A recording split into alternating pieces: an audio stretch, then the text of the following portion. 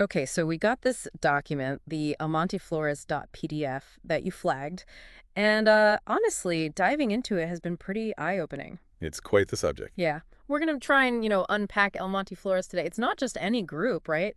This is apparently the biggest Hispanic gang in the San Gabriel Valley. That's what the information suggests, yeah.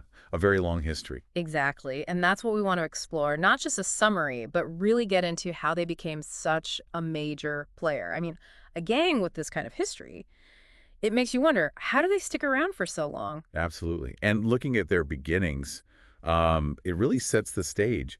The document says they started way back 1950. 1950. Yeah, right there in El Monte, California. That's over 70 years. Oh, Incredible longevity for any organization, let alone this kind. 70 years. That's practically an institution in gang terms, isn't it? And the name itself, Amante Flores.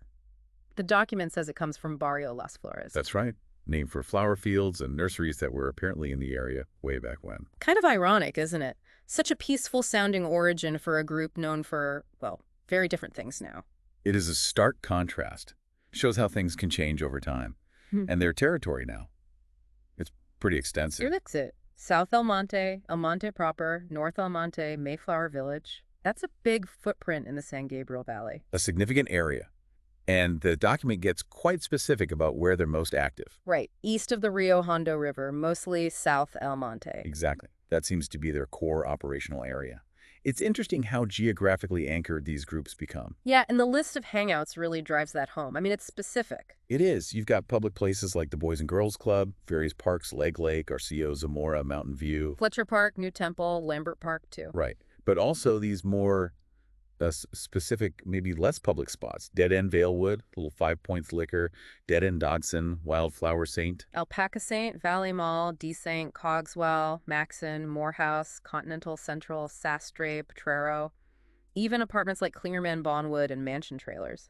It paints a picture, doesn't it? Deeply embedded. These aren't just random spots. They're likely key nodes for them. Social hubs, maybe recruitment areas, places their influence is felt daily. And that mix of public and more hidden spots probably helps them maintain visibility, but also some operational cover. That makes sense.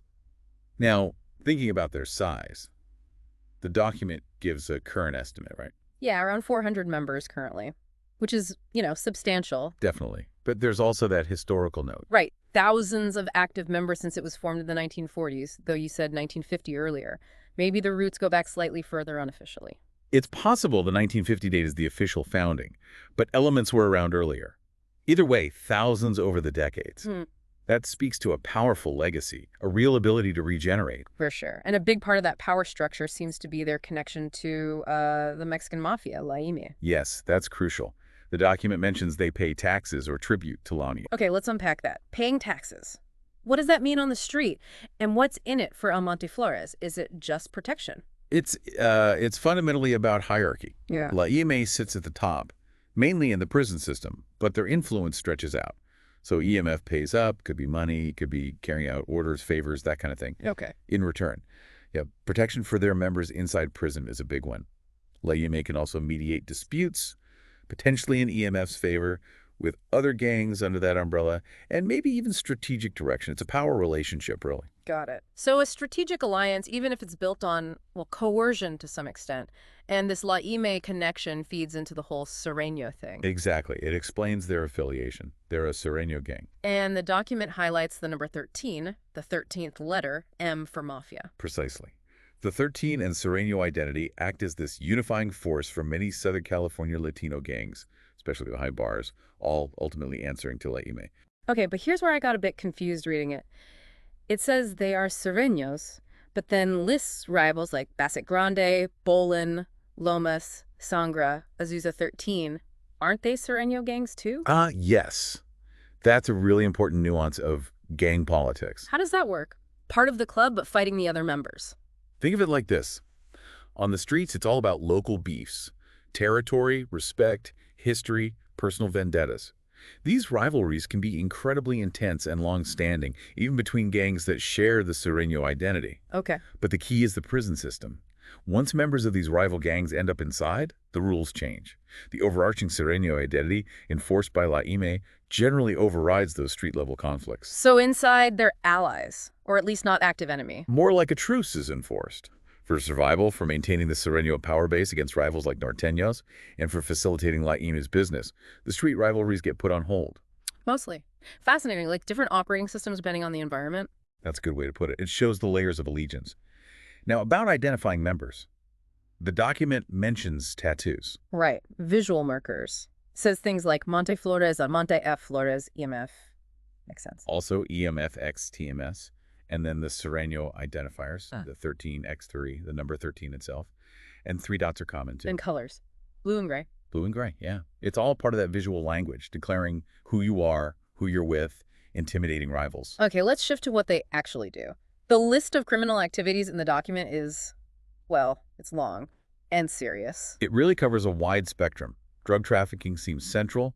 Heroin, meth, cocaine, marijuana, prostitution is mentioned, ecstasy, PCP, pretty much the major illicit substances. One beyond drugs. Violence is prominent, assault, murder, then robbery, extortion, arms trafficking, theft. Disturbingly, it also explicitly mentions hate crimes targeting black individuals. That's grim. And it goes on. Racketeering, money laundering, credit card fraud, identity theft. Witness intimidation, kidnapping too. It paints a picture of a sophisticated criminal enterprise, not just street-level stuff. And the document flat out says their main income source is selling illegal drugs. That fuels everything else, presumably. That's very typical. Drug money provides the capital to fund the other activities, buy weapons, pay tribute, expand influence. It's the economic engine. Now, they started in El Monte and South El Monte, clearly, but it sounds like they haven't stayed put. No, their reach has definitely extended. The document notes presence, or at least sightings, of members claiming EMF in places like Victorville up in Northern California. And other states too, Arizona, Washington. Arizona, Washington State, New Mexico, even mentions Chicago and Florida. Often this happens when members move, maybe to avoid heat or for family reasons, but they take the affiliation with them. It mentions a specific chapter established in Seattle, Washington. That sounds more organized than just members moving randomly. It does. Setting up a formal chapter implies a deliberate expansion. It shows the network growing and trying to establish footholds far from the original turf. That brings a whole new set of issues for law enforcement in those areas. Which brings us to law enforcement. The document says police are constantly trying to disrupt them, but EMF still has a stronghold locally. It speaks to their resilience, doesn't it? Yeah. Decades of operation, deep community ties, even if based on fear adapting to policing tactics, it makes them hard to dismantle completely. The document gives some specific legal cases, though, which kind of puts faces to the problem. Yes, those examples are stark. Like Christian Bossi Lafargo, sentenced in May 2016. 210 months, that's 17 and a half years. For racketeering, attempted murder, conspiracy to murder, serious stuff. Absolutely. Then you have Kenneth Kofer and John Rivera, sentenced in October 2016. Racketeering and drug charges.